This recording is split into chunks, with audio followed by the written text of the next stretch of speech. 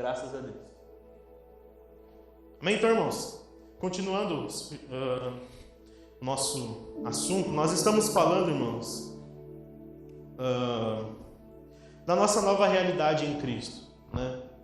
Da nossa nova vida, da nossa nova história. Eu tenho falado muito disso, irmãos, porque todo crente precisa entender que ele foi chamado não para uma melhoria de vida apenas, mas para viver uma nova vida a partir de Cristo. Você recebeu a vida de Deus, irmãos. Amém? Isso precisa pulsar na sua mente, no seu coração, de que a vida que você vive após a conversão é a vida de Deus. Amém? É o próprio Deus habitando em você, o próprio Deus que te deu vida novamente, que te vivificou e ainda vai te fazer viver para toda a eternidade. Amém? Isso precisa pulsar no seu coração. Se você está em Cristo, agora você é uma nova pessoa. Amém? Você é uma nova pessoa, irmãos. Por quê? Porque tudo aquilo que pertencia à sua velha vida, irmãos, à sua velha história, à sua velha realidade, já não é mais levado em conta. Já não é mais levado em consideração com relação a você, diante de Deus, que é o que importa. Amém? Talvez você tenha questões ainda humanas que você precisa resolver diante de pessoas e que ainda é necessário resolver e para algumas pessoas ainda vai importar. Amém? Mas com relação a Deus, você já é alguém novo, transformado, não é levado em conta. Amém? A sua velha vida foi embora. E é interessante isso, irmãos, porque se você for parar para pensar assim, qualquer coisa que você vai fazer neste mundo, o seu histórico é levado em conta. Né? Tenta comprar um carro para você. Você precisa dar várias garantias de que vai pagar. É ou não é? Mesmo assim, você faz um financiamento no banco e aquilo fica rodando, o carro não é seu enquanto você não quitar. Né? Pensa em um relacionamento. Hoje em dia não está tão na moda, mas deveria ser levado em conta várias questões. Né? Conversas que deveriam acontecer antes do casamento, porque o histórico é importante. O seu histórico é importante perante a sociedade. Né? Você, por mais que nenhum de nós aqui tenha passado por isso, graças a Deus, e não vai passar, você ainda não tem histórico na polícia, por exemplo. Amém? Mas a partir do momento que a pessoa comete um crime, ela tem lá o seu histórico, que se chama uma ficha, né? Se chama naturalmente. Né? Tem uma ficha corrida lá na polícia, ou já tem antecedentes, né? Normalmente o réu primário, né? Você gasta o réu primário e depois, se você fizer de novo, daí sim, daí o negócio pega preso. Né? Mas é levado em consideração o seu histórico. Mas diante de Deus não é assim, irmãos. Para a salvação não é assim. Amém? Mas também você precisa entender uma coisa. Deus não ignora o seu passado. Tipo assim, deixa para lá.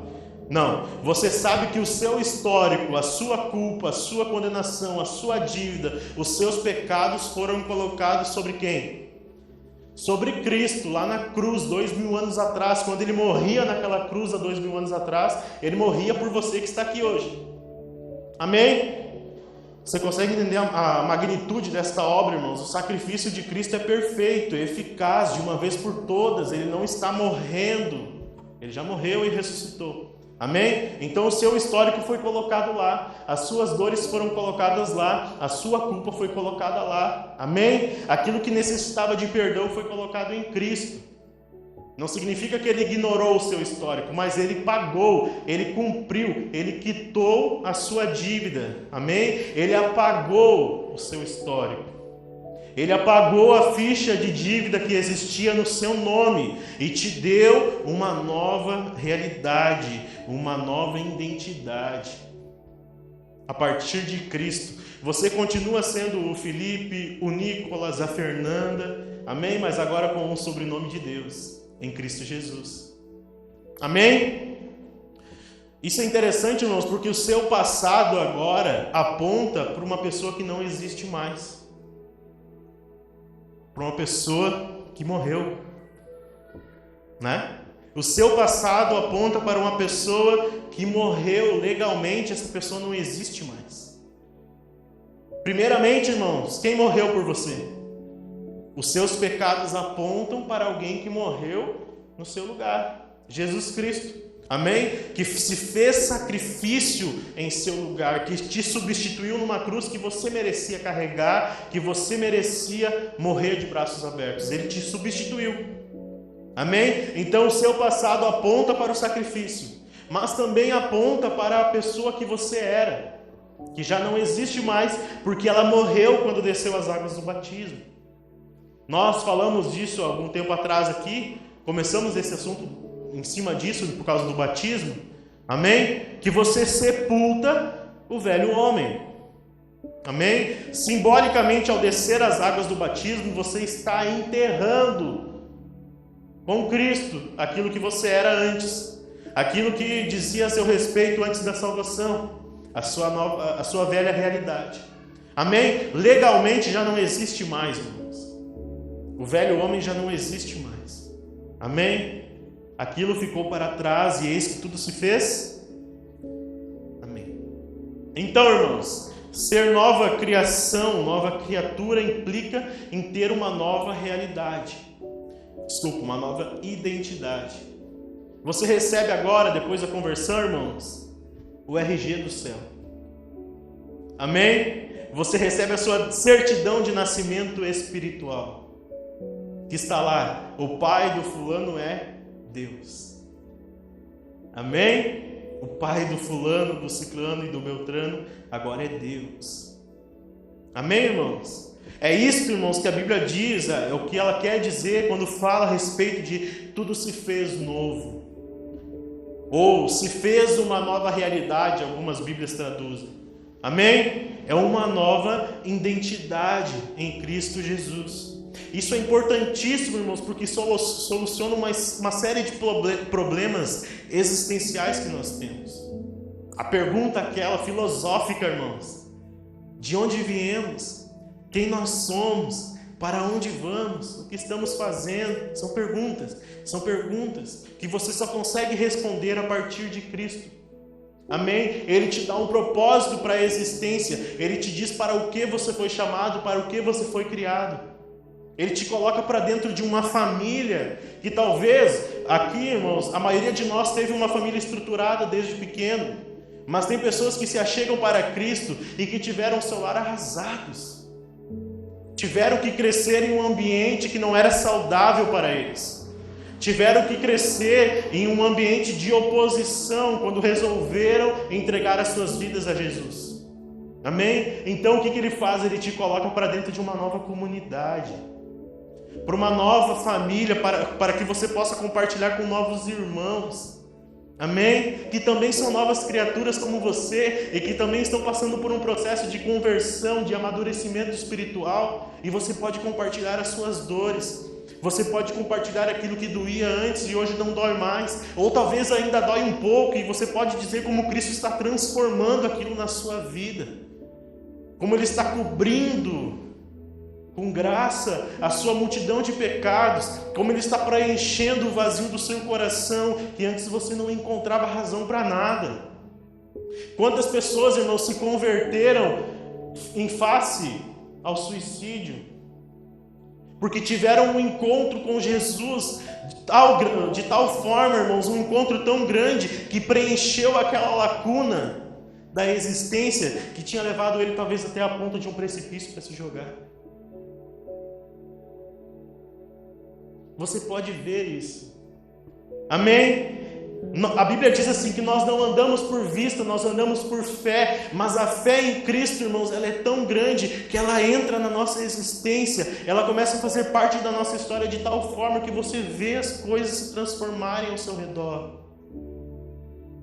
Você vê como Deus transformou a sua casa, como Deus tem transformado os seus filhos, como Deus, irmãos, isso você precisa analisar na sua vida, como Ele tem transformado a sua mente, a forma como você se posiciona diante das coisas que antes era totalmente diferente. Antes talvez você era um ser contraditório, incoerente, agora Ele te dá um guia. Agora Ele te dá fundamento. Antes você pensava diversas coisas a respeito de diversos assuntos. Hoje Ele te dá uma mentalidade centralizada, intocável, inalcançável, interminável.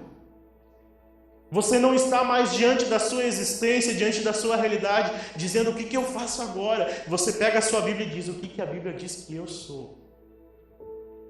O que a Bíblia diz que eu posso fazer. O que a Bíblia diz a respeito de quem eu era e de quem eu sou agora em Cristo Jesus. Irmãos, eu sempre falo para vocês aqui uma coisa, eu preguei no domingo passado quando encerramos a mensagem. O adorador vive de vislumbrar, irmãos. Você precisa ser um adorador porque a adoração te faz vislumbrar aquilo que Deus é, aquilo que Ele fez. Você canta a respeito das coisas que Ele fez no passado, que as coisas que Ele fez no presente, o que Ele vai fazer no futuro. Você canta a respeito da Nova Jerusalém, você canta a respeito do céu, da eternidade. Isso é vislumbrar. Isso é trazer à mente, através da canção, por exemplo, que é uma forma de adoração, aquilo que Deus fez e ainda fará. O adorador, irmãos, nós adoramos a Deus em espírito e em verdade, ele está vislumbrando aquilo que Deus está fazendo, mesmo que ainda não se concretizou, mesmo que ainda talvez não seja 100% real na sua história. Até porque você sabe, meu irmão, que a vida pós-conversão não é uma vida perfeita. É uma vida, muitas vezes, irmãos, caracterizada pelo tropeço em algumas áreas, pela falta de fé, às vezes. Eu estava preparando uma mensagem hoje, vou pregar daqui uns domingos, a respeito da fé, irmãos. Durante a sua caminhada, muitas vezes, você se apoia na fé que você não tem. Mas sabe qual é a beleza disso, irmãos? Sabe qual é a coisa maravilhosa a respeito disso? Que não é a tua fé que te salva, é Jesus. A pouca fé de Pedro fez que ele afundasse enquanto caminhava sobre as águas. E quem que salvou ele? Jesus. A pouca fé daqueles homens que estavam no caminho de Emaús, quando você lê lá no livro de João, depois da crucificação, antes da crucificação, eles tinham visto Jesus fazer grandes coisas entre eles, grandes milagres, grandes prodígios, grandes palavras de sabedoria, de conhecimento. Aí esse cara vai lá e morre. Está pregado num madeiro, nu, exposto, de forma vexatória, de forma vergonhosa. As pessoas cuspiram nele, debocharam dele, maltrataram ele. Ele foi injustiçado. Agora ele estava lá. O que eles fazem? Eles viram as costas e vão caminhando na direção contrária de Jerusalém, tristes, abatidos, com a fé lá embaixo, com a fé esmorecida. E a Bíblia diz que alguém vai no encontro deles. Aparece um homem no caminho de Emaús, começa a caminhar com eles, começa a falar com eles. E eles ainda com os seus olhos fechados, eles não conseguiam entender porque a fé deles estava esmorecida. Aquele homem começa a falar de coisas a respeito da palavra de Deus, a respeito das promessas, a respeito daquilo que Deus tinha dito a respeito do Messias. Começa a falar com eles, até o momento que eles param. A Bíblia diz que o homem senta com eles para comer. Quando ele parte o pão, os olhos deles se abrem. Quando aquele homem parte o pão, eles entendem, ele morreu por nós. Ele nos salvou. E a Bíblia diz, irmãos, que eles maravilhados com aquilo tudo, porque Jesus desaparece. Eles dizem, nosso coração queimava quando ele falava. Você está entendendo isso? A sua salvação não se apoia na sua pouca fé. Se apoia naquilo que Cristo fez por você. Uma nova história. Uma nova vida. Mas, pastor, eu sou muito complexo lá dentro. Eu sei. Todos somos. Todos temos as nossas complexidades. Amém? Tem alguém que conhece elas melhor do que você. Amém? Tem alguém que conhece elas melhor do que você. É esse alguém que te deu a vida eterna. É esse alguém que te chamou para uma nova história. Amém, irmãos? Então agora você é uma nova pessoa, com uma nova identidade, uma nova realidade acerca de si mesmo. Como eu disse, isso soluciona um monte de coisas, irmãos, a respeito da nossa existência. Agora, irmãos, você não precisa mais se autoafirmar, você não precisa mais se autoexaltar, você não precisa mais se colocar no topo. Você entende que Jesus te chamou para ser servo, para se humilhar, e Ele agora diz quem você é. Ele agora diz quem você é. Quando você entende o que aconteceu naquele momento em que Jesus e Pedro estavam conversando, ele chega para os seus discípulos e diz assim: o que as pessoas estão dizendo que eu sou? O que elas dizem a respeito do Filho do Homem, a respeito do Messias? E Pedro se levanta no ímpeto e diz: tu és o Cristo, o Filho do Deus vivo. Jesus, de imediatamente apavorado com aquela explosão de fé, diz: Pedro, não foi a carne que te revelou isso, foi o Pai que está no céu. E agora eu te digo uma coisa, tu és Pedro. E a partir deste momento ele introduz a igreja na história. Ele aponta para si mesmo de volta e diz: sobre esta pedra eu edificarei a minha igreja. Pedro, tu vai ser parte importante disso. Pedro descobre quem ele era, para o que ele tinha sido chamado. Você sabe muito bem, irmãos, que quando Pedro nega Jesus, ele nega Jesus 3 vezes. Depois da crucificação ele sai desesperado, irmãos. Ele volta a pescar, né? Ele volta para a velha vida. A fé dele ainda era pouca. Ele volta para a velha realidade. Ele volta a pescar, ele volta a ganhar o seu pão com a pescaria. E o que Jesus faz? Vai ao encontro dele de novo. De novo se assenta com ele na mesa, de novo come com ele e diz: Pedro, um dia tu vai entender. Pedro, tu me amas? Um dia tu vai apacentar as minhas ovelhas. Um dia tu vai morrer pelo meu nome. Você não foi excluído. Jesus resolve esses problemas internos, irmãos. Amém? Resolve as carências da nossa alma. Por isso que eu sempre falo aqui para vocês, irmãos: fuja desse tipo de evangelho que tem entrado dentro das igrejas, que só se preocupa em exaltar o homem. Que canções que estão sendo feitas ultimamente, irmãos, que só se preocupam em colocar o homem no pedestal. Jesus Cristo desapareceu da história, foi colocado de lado. Agora o que importa é a vontade do homem, as carências do homem, as cobiças dos homens. E cadê Jesus Cristo? Foi embora. E se Jesus Cristo foi embora, irmãos, o Cordeiro de Deus que tira o pecado do mundo também foi. E aí nós estamos lascados. Fuja disso e olhe para a palavra de Deus, porque ela diz coisas a seu respeito. Amém? Amém, irmãos? Então repita assim comigo. A Bíblia diz quem eu sou. Não, repita mais alto, irmãos, com desejo no coração. A Bíblia diz quem eu sou. A Bíblia diz o que eu tenho. E a Bíblia diz o que eu posso fazer. Isso é identidade. Amém, irmãos? Você não foi chamado, irmãos, para viver da sua própria personalidade somente. Amém? Você foi chamado para imitar alguém, né? Eu sempre falo isso para vocês. O mundo lá fora está dizendo: você precisa ser original, seja você mesmo, ame a si mesmo, né? Faça o que você quer fazer. A Bíblia diz: imite a Jesus Cristo. Amém? Nós somos todos cópias de Jesus. Amém, irmãos? Isso faz parte então da sua nova realidade.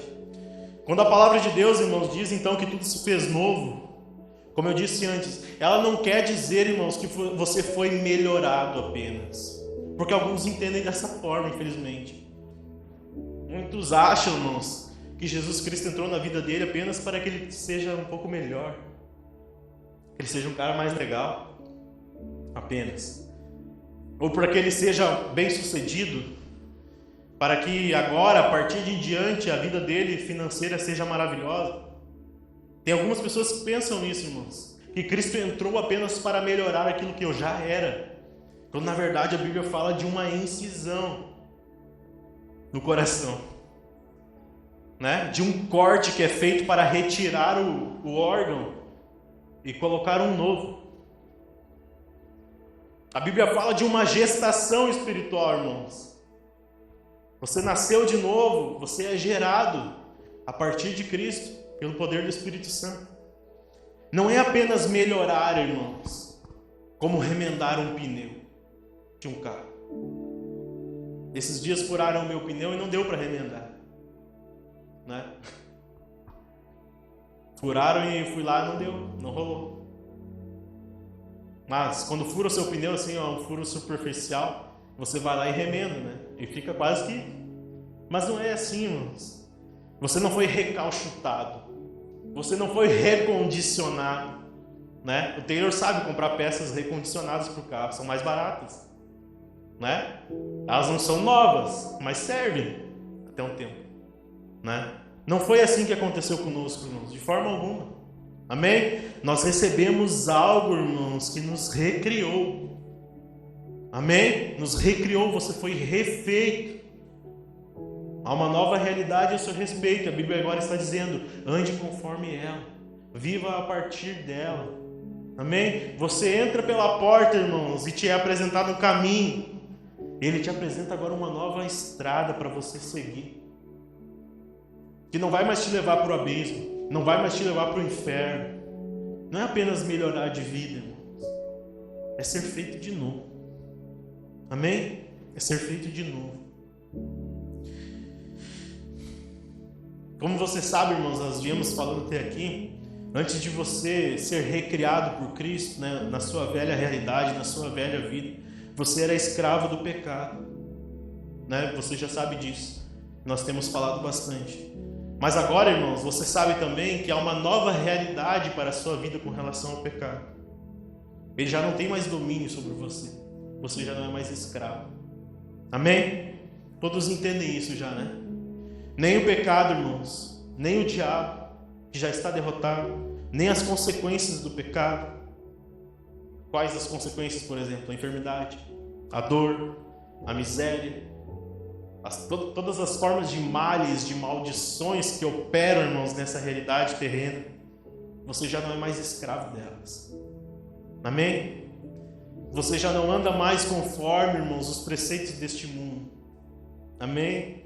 Como é que você consegue ter paz, meu irmão? Você está sentado aqui na minha frente hoje e o país está uma loucura, está desmoronando, né? As coisas lá fora estão terríveis. Como é que você consegue ter paz no seu coração? Da onde vem essa paz?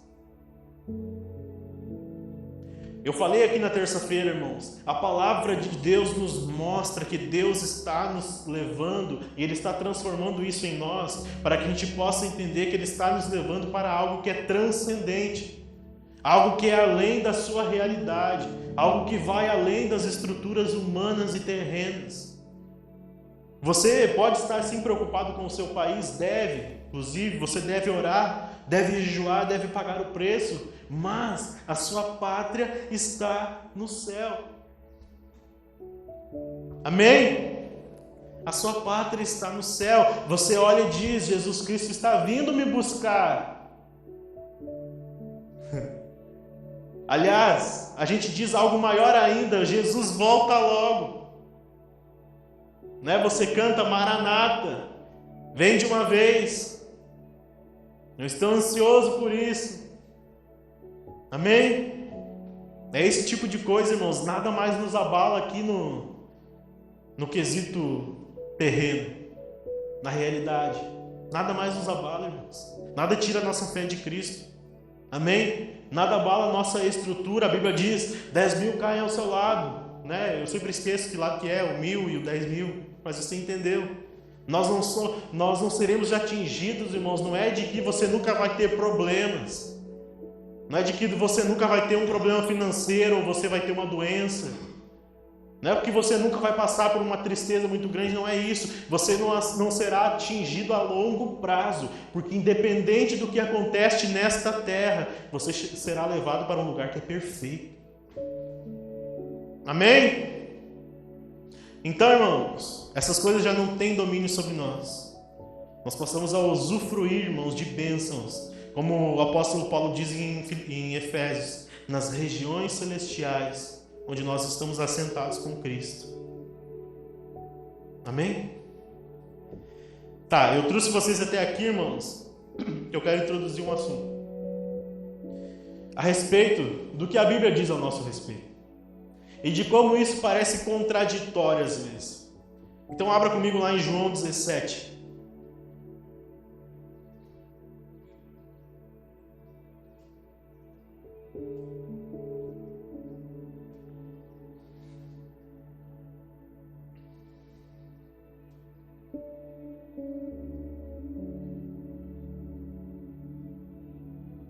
João 17.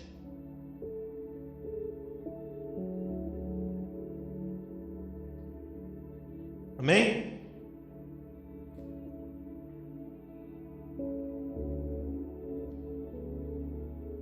João 17, irmãos, verso 17. Só para situar vocês. Esse aqui, irmãos, essa aqui é a oração de Jesus antes da cruz. Amém? Eu preguei isso um tempo atrás, mas quando nós estávamos fazendo pelo Instagram as lives, amém?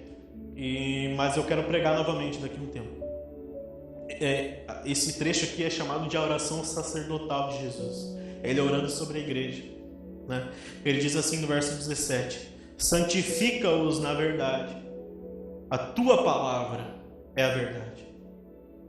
Amém? Santifica-os na verdade, a tua palavra é a verdade. Eu acho que ninguém aqui de nós discorda, irmãos.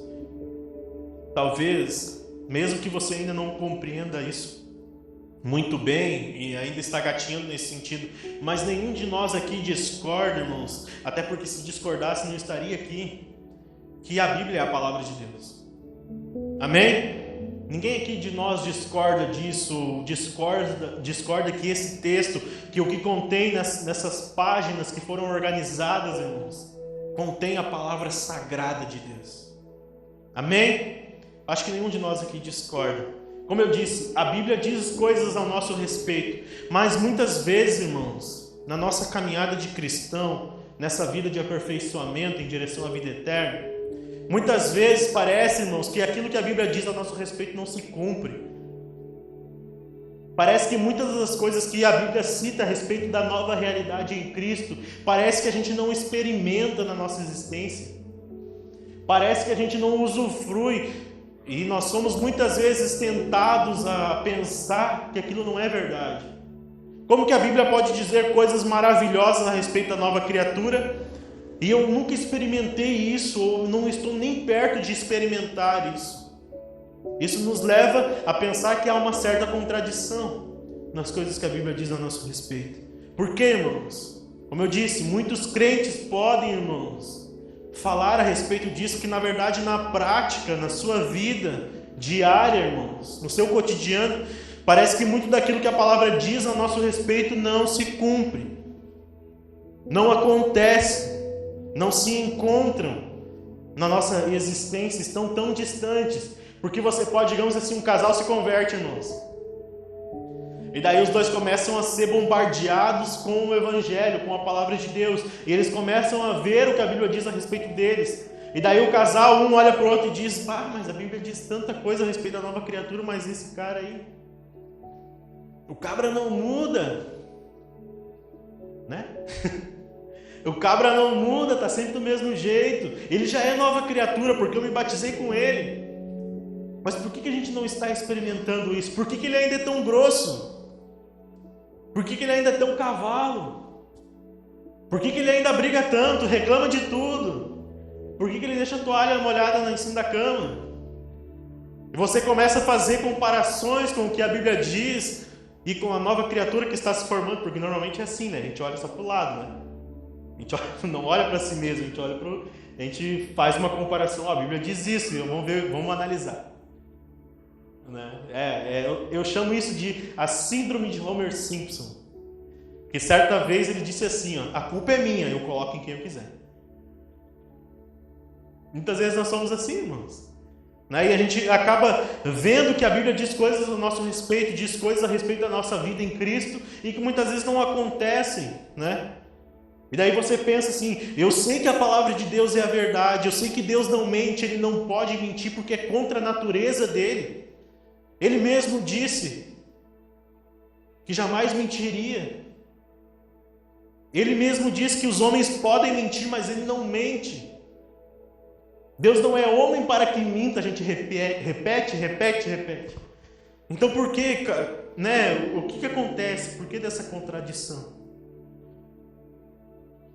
Nós olhamos para a Bíblia e diz, aqui é a verdade. Você acabou de ler o texto comigo, que Jesus está dizendo que a palavra é a verdade.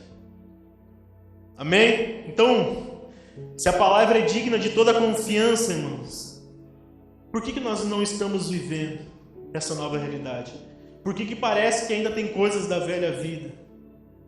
Por que parece que aqui os benefícios da cruz, os benefícios de ser nova criatura, a gente não usufruiu ainda? Não está se beneficiando deles? Muitos irmãos, infelizmente, ficam confusos com isso, irmãos, por não verem o cumprimento das promessas, das verdades, né? Como que a gente lida com isso, irmãos? Eu quero te mostrar, antes de entrar mais a fundo nesse assunto, eu quero te mostrar, irmãos, algumas coisas, algumas afirmações a respeito da palavra de Deus que podem provocar uma certa indagação no seu ser. Dúvidas, perguntas, né? Ou a tristeza por não ver se cumprir. Eu quero te mostrar algumas coisas que a Bíblia diz a respeito de nós. Amém? Primeira coisa que ela diz assim, irmãos, a Bíblia diz lá em Romanos, no capítulo 5, no verso 5, que o amor de Deus, irmãos, é derramado em nossos corações pelo Espírito. Amém? Olha o que ela diz, o amor de Deus é derramado em nossos corações pelo Espírito. Daí você, ouvindo essa verdade, se pergunta, mas por que muitos de nós ainda não conseguimos amar? Já pensou nisso? Se o amor de Deus é derramado em nós através do Espírito Santo, se ele nos, né, quando fala de derramar, irmãos, é algo que transbordou para além do limite, né? É como, eu gosto muito de usar esse exemplo do João, porque eu sempre lembro dele. É como o João Vitor servindo Coca-Cola no domingo. Está falando de algo que foi até o topo, irmãos, até a borda e transbordou. Não, irmãos, entende comigo? Nós estamos falando do amor de Deus, esquece a Coca-Cola, foi só um exemplo. O amor de Deus foi derramado em você. Nenhum amém, 2, 3 amém.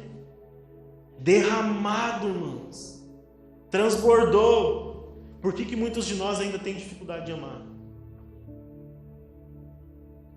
Né? Por que a Bíblia diz que no fim dos tempos o amor de muitos se esfriaria? Muitas vezes dentro da igreja. Né? Por que nós perdemos a capacidade de amar? Por que está tendo brigas entre irmãos que professam a mesma fé, mas estão brigando, estão em conflito, estão se odiando, estão se difamando por causa de partidos políticos? Se o amor de Deus foi derramado em nós. Segunda coisa, irmãos, que a Bíblia diz a seu respeito. Em Isaías 53, texto famosíssimo, né? Que Pedro repete ele na sua primeira carta. Ela diz assim, que sobre as pisaduras de Jesus nós somos o que, irmãos? Sarados. Então por que muitos de nós ainda permanecemos doentes? Já parou para pensar nisso? Porque nós oramos aqui sobre cura terça-feira, quem lembra? Amém? Nós oramos sobre cura. Se a Bíblia diz que Ele levou sobre si as nossas dores, as nossas enfermidades, através das suas pisaduras nós somos sarados, por que nós ainda adoecemos? Por que ainda nós perdemos entes queridos para o Covid? Né? Por que nós ficamos doentes? E eu não estou falando só de doença física, porque muito de nós ainda alimentam amarguras, tristezas, angústias, estão com a sua alma enrijecida, não conseguem nem chorar mais, estão vivendo de lamento, o coração só lamenta, é lamentável. Por que nós experimentamos isso ainda? Terceira coisa, irmãos, que ela diz ao nosso respeito, o Salmo 23, quem conhece? que diz lá no Salmo 23, irmãos? O Senhor é o meu pastor, nada me faltará. Amém? Se o Senhor é o nosso pastor, irmãos, e nada nos faltará, por que ainda nós presenciamos tantos cristãos ainda com dificuldades, com necessidades, com problemas financeiros de tal ponto que não conseguem nem ter o que comer muitas vezes? Por que nós presenciamos isso ainda, irmãos? Se a Bíblia diz que nada vai nos faltar. Não parece contraditório? Eu estou mexendo com a sua fé aqui, irmãos. A Bíblia é verdade ou não é? Amém? Em Romanos, irmãos, no capítulo 6, que nós até falamos dele há um tempo atrás, né? Paulo diz assim que o pecado já não tem mais domínio sobre nós. Então, me responde essa pergunta, irmãos. Por que ainda nós somos vencidos muitas vezes? Por que a gente às vezes cai? Se ele já não tem mais domínio sobre nós. Já pensou nisso? Amém? Em 2 Timóteo, irmãos, Paulo nos diz, no capítulo 1, verso 7, que Deus não nos deu um espírito de medo. Amém? Ele não nos deu um espírito de medo, mas de poder, de coragem, de ousadia. Ele não nos deu um espírito de medo. Então, por que muitos de nós ainda têm tanto medo? Porque muitos de nós ainda, irmãos, não conseguem dar um passo além por medo. E eu não falo nem só de questões espirituais, irmãos, mas às vezes até questões de negócio, por exemplo. Não dá um passo a mais porque tem medo de dar errado,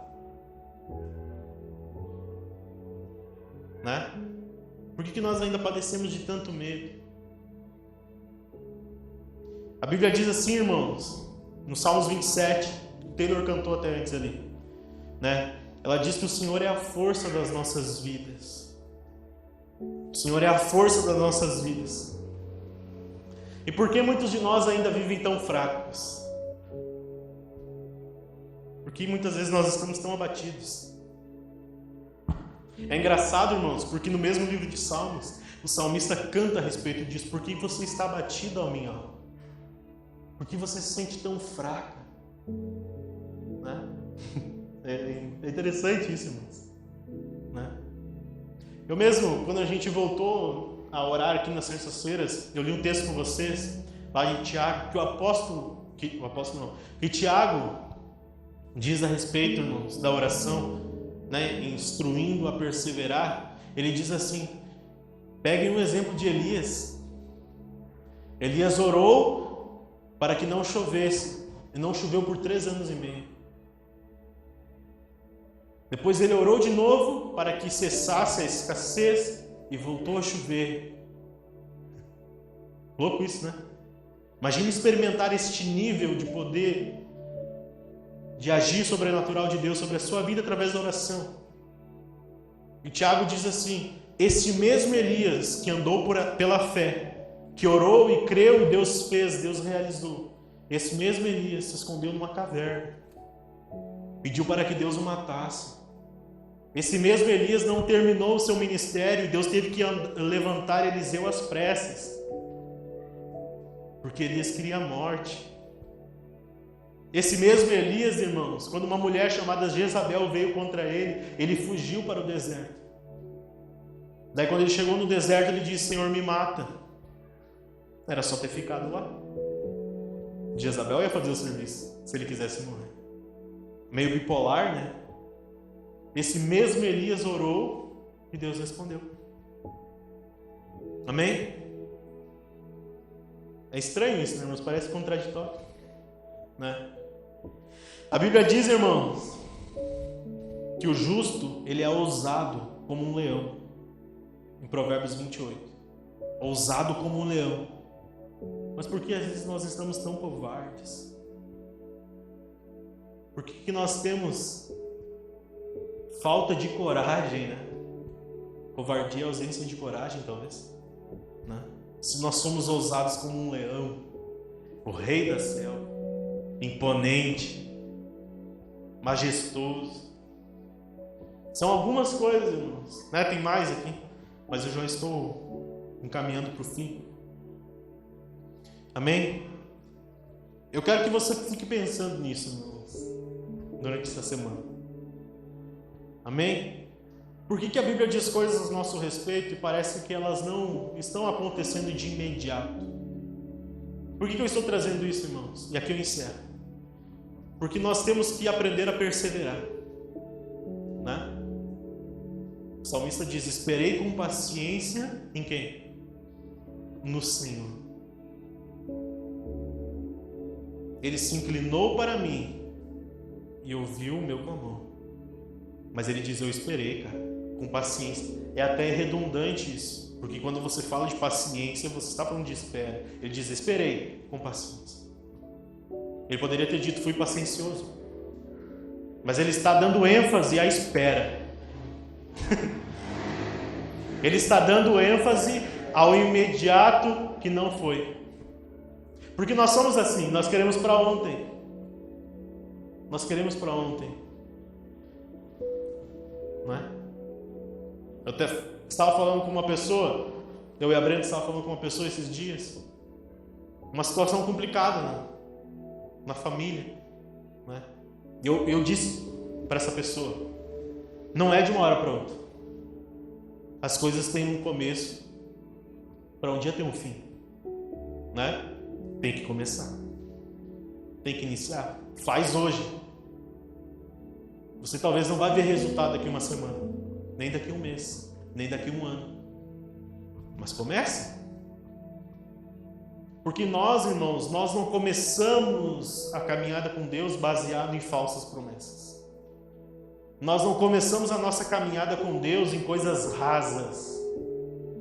Você não está andando em cima de uma filosofia, meu irmão.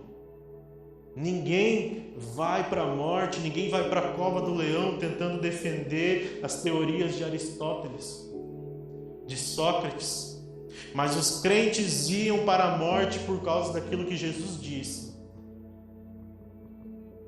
Porque não são rasas. As nossas escolhas, irmãos, durante o dia a dia e durante a caminhada, as escolhas de fé que refletem no âmbito natural também, não são baseadas em coisas rasas. Porque você, irmãos, você olha para a Escritura do início ao fim, ela está dizendo o que vai acontecer. E acontece, meu irmão. Acontece. Tem coisas que aconteceu na história que Deus já tinha dito aos profetas muito antes. Quando aconteceu, daí o povo: meu Deus, Deus já tinha dito, vai acontecer, cara. Eu quero que aconteça. Nós não andamos, irmãos, baseado em coisas vazias de sentido, né? Como eu disse, nós andamos pela fé, não por vista. Mas você só continua andando nessa caminhada porque você está vendo. Mesmo que não seja no momento. Mesmo que você não esteja vendo agora, mas um dia você vai ver.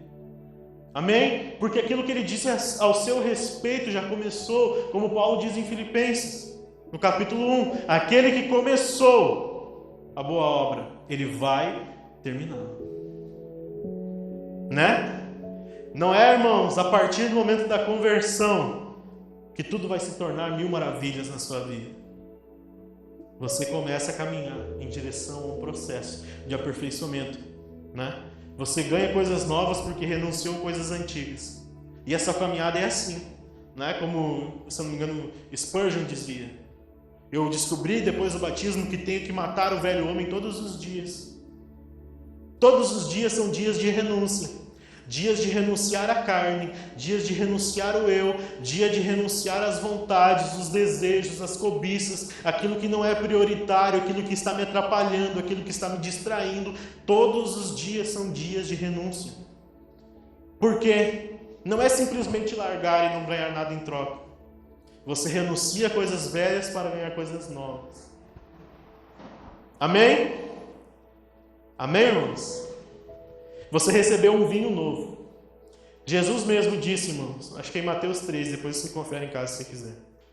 Jesus mesmo disse que ninguém coloca vinho novo em odres velhos, porque o vinho novo vai corromper o odre velho. Ele vai estourar e vai se perder, né? Se coloca vinho novo em recipientes novos. Amém? Você é um novo recipiente. Amém, irmãos? E você está sendo aperfeiçoado. Não se assuste, irmãos, na sua caminhada, quando parece que tem coisas que não mudam de uma hora para outra. Às vezes demora. Tem perdão que demora. Tem reconciliação que demora, irmãos. Não deve demorar tanto, mas às vezes demora um pouquinho.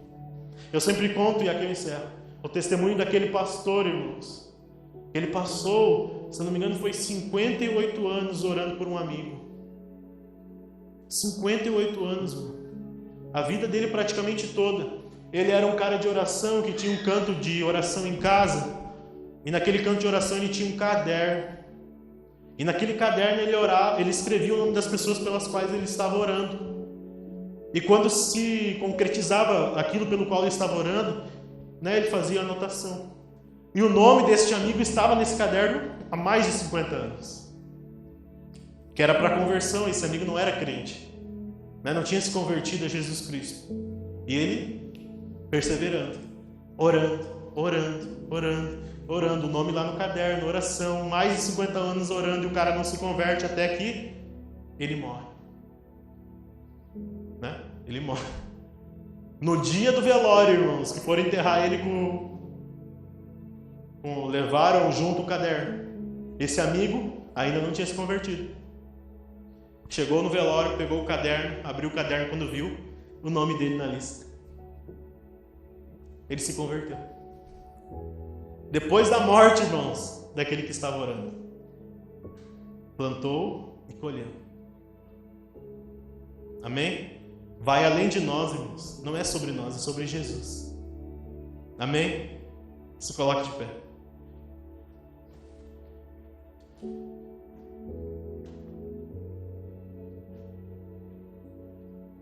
Vocês sabem que, eu já falei isso para vocês, quando eu era pequeno, irmãos, na igreja, eu não tinha medo do inferno, mas eu tinha medo das pessoas irem para o inferno, né? E eu me lembro que eu tinha sonhos terríveis, irmãos, com o pai indo para o inferno. Eu me lembro uma vez, irmãos, de um sonho que eu cheguei de gol, olha só, profecia. Eu cheguei de gol no inferno, irmãos, para tirar o pai de lá. De tanto medo que eu tinha daquilo. Né? Nunca me esqueço desse sonho, irmãos. Cheguei de gol lá. E, irmãos, o sonho era realista, era o inferno mesmo, pegando fogo. Daí eu lembro que o pai estava dentro de uma espécie de um buraco, que parecia um caldeirão. Daí eu tirei ele de lá e a gente entrou no gol e saiu. Mas aquele medo sempre esteve ali. Então o que eu comecei a fazer, irmãos? A jejuar. Nunca me esqueço, foi anos de terças e quintas, orando e jejuando pelo Pai. Né? E isso foi acontecer 10 anos depois, quem sabe? Né? Então, tem coisas que demoram às vezes. É tudo no tempo de Deus, né, irmãos? Como diz Salomão lá em Eclesiastes, há tempo para todas as coisas debaixo do céu.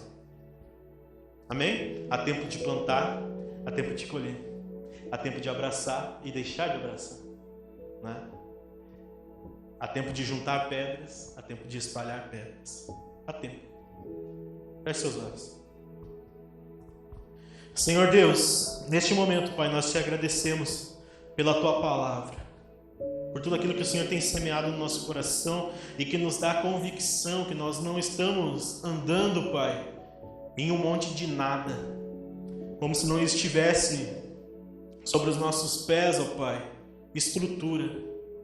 Nós estamos andando pela Tua palavra, que é a verdade. A Tua palavra mesmo diz que ela é a lâmpada para os nossos pés, É ela quem ilumina os nossos caminhos.